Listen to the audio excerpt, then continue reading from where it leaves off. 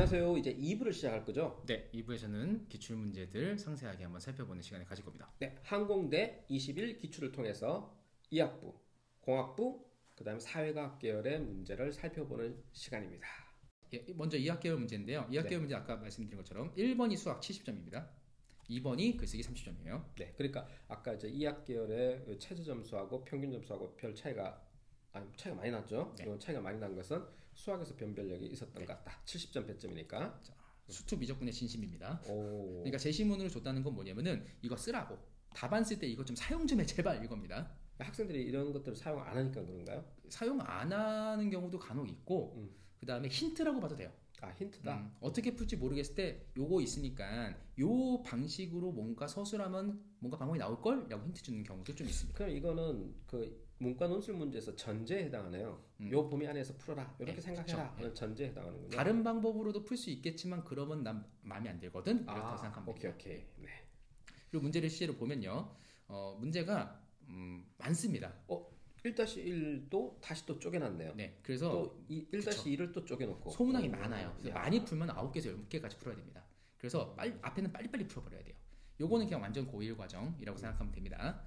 그 다음에 요게 이제 아까 그 조건 찾아서 쓰는 거. 요거 근데 교과서에도 있는 문제예요, 사실은. 근데 보통 안 해요. 왜 안 하냐? 수능에 안 나오거든요. 서술형으로는. 내신한테 서술형으로 나온 적은 분명히 경험한 적이 있을 거예요. 교과서의 연습 문제도 분명히 있거든요. 근데 소홀히 하는 것 중에 하나예요. 그러니까 이렇게 교과서의 기본 문제인데 어떤 정리, 원칙을 설명하는 것 이런 거는 주목할 필요가 있다. 이렇게 이해하시면 됩니다. 그 다음에 얘도 뭐 되게 복잡해 보이지만 사실은 난이도가 그렇게 높진 않습니다. 한 3년 전에 되게 어려웠는데 지금은 그렇게 난이도가 높진 않아요. 대신 문제 수가 많다. 문제가 너무 많아. 그리고 약간 귀찮아. 이런 것도 좀 귀찮은 문제거든요. 그럼 이게 빨리빨리 풀어야 되겠네요, 진짜. 네. 네. 그래서 그 합격자 점수가 좀 낮았다라고 볼 수도 있어요. 요거까지 그러니까 다 못 푸니까. 네. 그러니까 일단 뭐 1-4번은 못 풀 수도 있고. 그러니까 이 수학 문제가 4세트인데 4세트 안에 소문항이 2개, 3개씩 달려 있으니까 10개 정도를 풀게 되는 뭐 그런 식이라고 보면 되는 겁니다. 야, 느낌이 가천대 필이 나는데. 가천대 문제보다는 확실히 어렵죠. 그렇군요. 훨씬 더 어렵죠. 네. 하긴 뭐 다양 레벨이 좀 다른 거니까. 네, 가천대 문제는 보자마자 풀 수 있는 문제, 얘는 보고 잠깐만 어떻게 해야 되지? 이런 문제 이렇게 이해하시면 됩니다. 자, 그리고 이제 글쓰기 문제죠. 요건 네. 이제 겹치는 문제 중에 하나죠. 자, 글쓰기 문제를 보면 네, 제시문이 제시문 있습니다. 가가 되게 짧네요. 신문에 나와 있고요. 제시문 나도 네. 신문이. 즉 항공대는 이렇게 실용적인 신문 기사들을 많이 발췌합니다. 그리고 약간 현실 상황, 그렇죠. 네, 그 상황을 어떻게 타개해 나갈 것이냐, 아니면은 어떤 대안을 제시해봐, 아니면 해결책을 만들어봐, 이런 식으로. 근데 이게 21년도 기출 문제인데 2016년 신문 기사를 사용하고 있네요. 근데 뭐 재택근무? 재택근무 벌써 2016년에 재택근무가. 그러네. 네. 그다음 볼까요? 네. 그리고 이제 이거 중요한 게 이거죠. 이제 본격적으로 이제 도표 자료가 근데 이게 도표가 하나만 나오는 게 아니고 여러 개가 이제 복잡하게 이제 나와요. 그래서 이걸 도표와 도표 사이를 엮어내는 게 중요하죠. 그러니까 통합적으로 이 각각의 변수를 잘 엮어서 결론을 이끌어내는 거, 이게 어려운 거고, 실제 이제 문제를 보면 요런 걸 써라라고 하는데, 자, 명령어가 뭐죠? 자, 뭘 기술하고. 해결 방안, 아까도 얘기했잖아요. 네, 해결 방안. 뭘 변화에 대해서 그러니까 기술하고. 일단 요거는 자료를 해석해라. 그렇죠. 자료를 해석하라. 자료를 제대로 분석을 해라. 이 뜻이고. 아니 가와 나에 나타난 현상이니까 요게 가와 나, 제시문 가와 나에 요거구나. 요약하고. 자료는 밑에 있구나. 네. 그렇죠. 요약하고. 그런데 그다음에 도표 1, 2를 문제점을 해결하기 위한 방안을. 여기서 뭔가 자료를 해석해서 문제점이 나오면 그거 해결 방안. 그렇죠. 근데 제가 이제 사실은 그 여기서 대학 측에서 발표를 해주잖아요. 이런 식으로 하는 거다. 근데 가끔 보면은 이거 너무 배경 지식 묻는데? 항공대 특징입니다. 항공대가 지금 600자 쓰라고 했잖아요. 근데 예시답안 한번 보여주세요. 예시답안이 1000자 넘죠? 1500자가 넘습니다. 예시답안이 아니라 설명이에요. 그렇죠. 사실은. 그러니까 대학 측에서 제시한 예시답안처럼 쓸 수가 없습니다. 그냥 그건 해설이고 막 600자 쓰라고 해놓고 한 1500자 써놓습니다. 네, 실제로 예시답안을 해놓고 1500자 써놔요. 어떤 경우는 1000자, 3000자도 써놓은 경우가 있었습니다. 근데 그거 보면은 약간 진짜 여기 자료만으로는 할 수 없는 배경 지식까지 끌고 와야 돼. 사탐 교과서에 있는 내용을 다 긁어 와가지고 막 서술하고 있으니까요. 그래서 그 대학 측 예시답안처럼 쓰면 안 되는 학교 중에 한 개다. 네, 전형적인 학교. 네, 그냥 우리가 가르쳐준 대로 쓰라. 그래서 핵심만 잘 찝어내기. 요걸 해주면 되고 600자라서 부담이 되는 수준은 아닙니다. 그러니까 수학에 올인해야 된다. 어느 논술 문제, 요 자료 해석 문제잖아요. 요 문제를 대학 책에서는 어떤 생각을 하냐면 90분 중에 40분 만에 풀으라고 하잖아요. 저는 이렇게 풀면 수리 논술 못 푼다고 예, 생각해요. 40분 너무 길어요. 그래서 이거는 여러분들이 통계 자료 해석은 빨리 연습하면 요 600자 쓰는 거 있잖아요. 뭐 한 25분 만에 끝낼 수 있습니다. 빨리 쓰면 20분 만에도 쓰는데 한 25분 길어야 30분을 넘기면 안 된다는 거죠. 그래서 수학에 전부 몰빵을 해야 된다는 거죠. 저도 맥시멈 30분으로 보고 있습니다. 네. 그리고 결국 그냥 이 자료 해석 문제는 그냥 빨리 푸는 기술을 익히는 게 합격의 지름길이다. 그리고 수학에 몰빵해라. 크게 틀리지 않게 써라. 이것만 생각해라. 글을 이거 기가 막히게 써도 30점입니다. 그러니까 자료 해석에 뭐 나는 어느 논술에서 뭐 자료 해석에서 성부를 그려야지. 실수만 하지 마라. 그리고 최대한 빨리 써라. 제가 이상한 소리만 안 쓰면 됩니다. 그렇죠. 자, 그다음에 공학 계열은 이제 순수 수학이죠. 뭐 45분 뭐 그렇다 쳐요. 이제 보면 알겠지만 그렇죠. 이게 근데 사실은 과거에 확률인데? 예, 확률 문제인데 이게 경우의 수 문제인데 확률 엮어서 하는 거고 이 그림이요. 네. 사실 예전에 그 평가 모의고사 나왔던 그림이에요. 아 그래요? 되게 과거에 뭐 이렇게 출발해가지고 이렇게 보통 이렇게 이게 원래 이게 격자점으로 가서 최단거리 찾는 뭐 이런 거거든요. 같은 거 치는 순열에서 이렇게 가면 옛날에 많이 풀었던 기억나요. 그거를 이렇게 전환시킨 문제를 한번 낸 적이 있어요. 예전에 그걸 다시 그냥 갖고 온 겁니다. 그래서 되게 어렵진 않아요. 근데 머릿속은 복잡해요. 이게 이제 한 문제라는 거죠? 한 아니요, 문제? 이 제시문이었어요. 이 제시문. 이게 문제예요. 요걸로 해야 돼요. 근데 이제 이러면 좀 얘기가 달라진다. 아까와 다르네. 근데 훨씬 복잡해지네. 사실 1번 문제 보시면 되게 쉽게 풀 수 있어요. 확률을 구하라. 여기서 3번 해가지고 여기 오면은 1로 한 번, 1로 한 번, 1로 한 번 이런 식으로 그냥 위로 2번, 아래로 한 번 나가면 되잖아. 여기서 독립시행하면 되겠네. 이거면 독립시행. 근데 이 문제가 이제 사실은 그림이 이렇게 나와 있지만 사실은 이 그림으로 푸는 게 아니라 요거를 그냥 이렇게 바꿔서 푸는 겁니다. 이렇게 바꿔서 생각하면 아까 했던 그 네모 격자 되잖아요. 똑같아. 그렇게 하면 돼요. 오케이. 그런 문제였어요.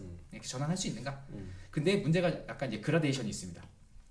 점점 가면 갈수록 어려워져요.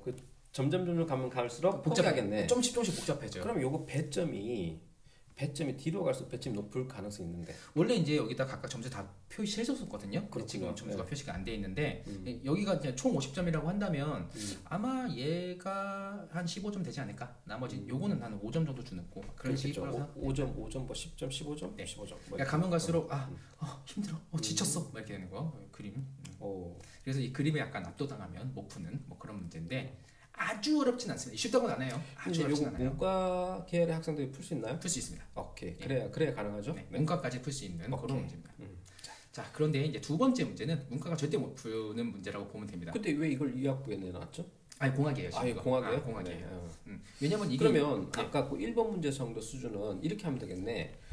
내가 이학부를 지원한다 그러면 이학부의 기출문제 풀어보는 게 좋을 거고 저것도 한번 풀어보는 거죠. 그리고 또 공학부의 1번 문제 자기가 풀 수 있는 거 한번 도전해보는 거. 근데 1번이 항상 그렇게 나온다는 보장이 없어요. 일단 뭐 딱 보고 앞뒤로 바뀔 수 있겠죠? 이거 내가 아는 거다 풀어본다. 네. 그리고 이제 문과에 가서는 경영학부에 가서는 자료해석 문제 그쵸. 풀어보는 게 똑같기도 하고 네. 어떤 애는 똑같고 또 어떤 애는 다르니까. 그래서 그렇게 연습하는 게 그럼 이 학부는 완전히 땡큐네? 그리고 이 학부는 또 할 게 있어요.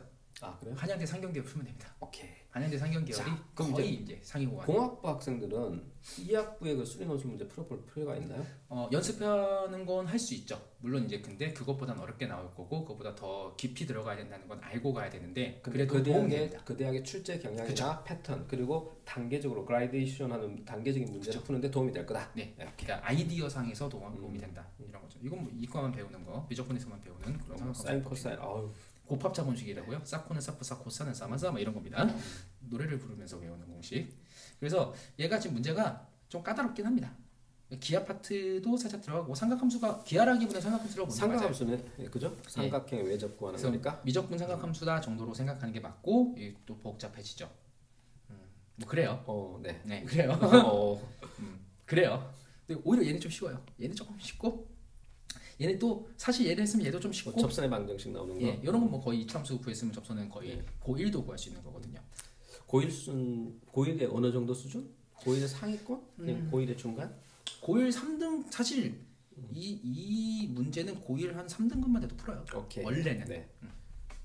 이 두 문제만 좀 그래요. 나머지는 좀. 그러면 고1의 3등급 정도 풀 수 있으면 고3 와서는 4등급도 풀 수 있겠네?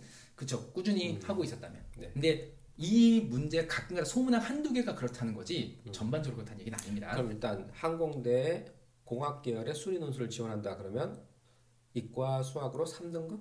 3등급은 해야지 될 거다. 일단 문제를 이해하고 풀어내는데 큰 무리가 없을 텐데 사실 항상 생각해내는 게 뭐냐면은 시험장에선 자기 실력 안 나와요.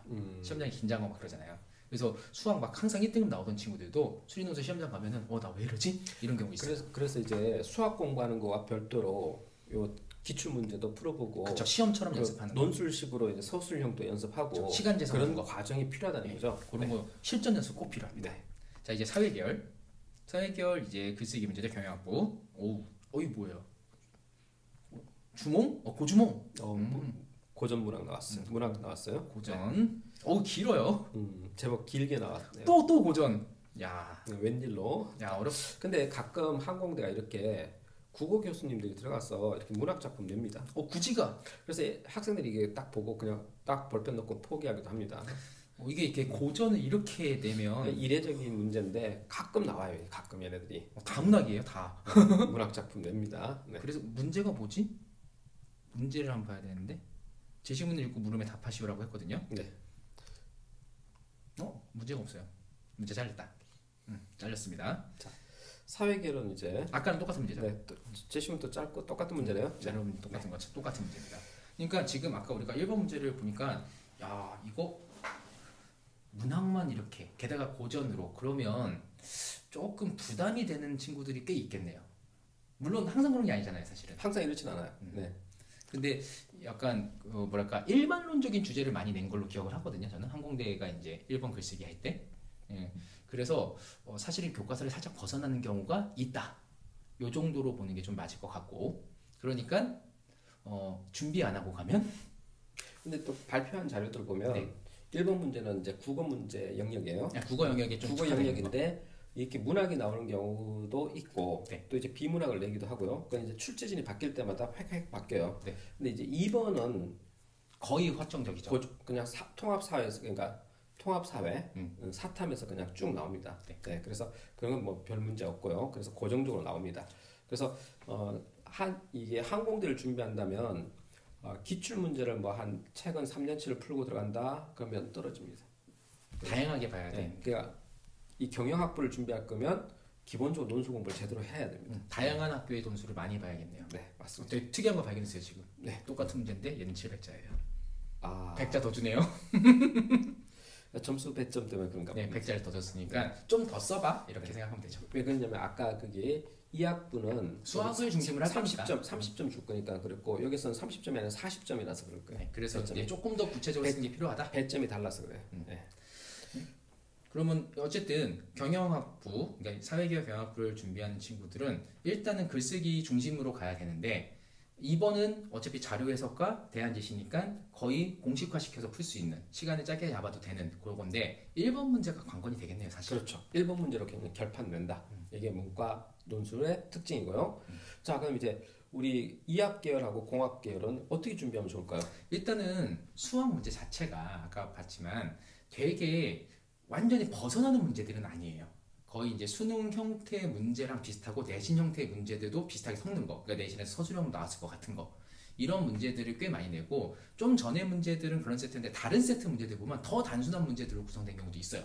그리고 가끔씩 항공과 관련돼 있는 배경으로 문제 내는 게 있어요. 뭐 항공기가 이렇게 지나가고 도착 시간이 있고 막 이런 거 있죠. 그럴 수밖에 없죠. 그러니까 그런 것들을 분석하는데 알고 보면 그냥 이상형 분포표 만드는 거야. 아니면 그냥 미분에서 함수 그래프 분석하는 거야. 요 정도 문제로 구성되는 경우가 많거든요. 그래서 일단 첫 번째 기본적으로 수능을 준비하던 대로 수학 공부를 착실하게 열심히 잘 해둔다. 이거는 문제에 대한 이해력을 정확하게 갖고 있고 계산 능력을 갖춰라 이 얘기고.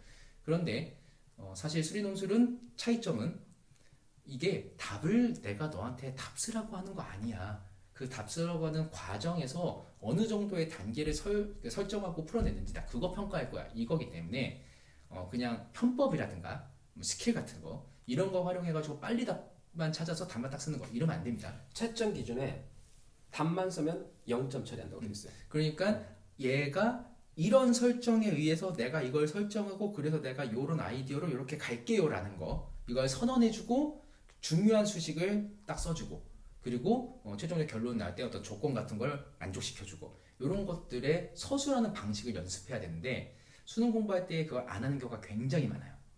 그러니까 보통은 등급이 계속 안 오르는 친구들 중에 어떤 친구들이 있냐면은 풀이 습관이 잘못돼서 그런 친구들이 있어요. 풀 수 있는데 못 푸는 친구 계속. 그게 뭐냐면은 이런 정확한 구조와 확실한 서술 방법, 그 다음에 케이스 나누기 이런 것들을 해보면 딱 극복되는 경우도 있거든요. 그래서 그런 것도 연습을 해주면 좋으니까 수능 공부들을 하면서 수능을 빨리 푸는 게 중요하니까 그러면서 수리논술의 답안을 구성하는 연습을 조금씩 병행해주면 수능에도 도움되고 미리미리 준비하고 이런 식으로 할 필요가 있다. 그걸 잘 생각해주면 좋겠습니다. 자, 이제 항공대에 대해서 문과 논술, 그 다음에 이학부 논술, 네. 그리고 공학부 논술에 대해서 문이과 협업으로 한번 다 살펴봤습니다. 자, 여기까지 하겠습니다.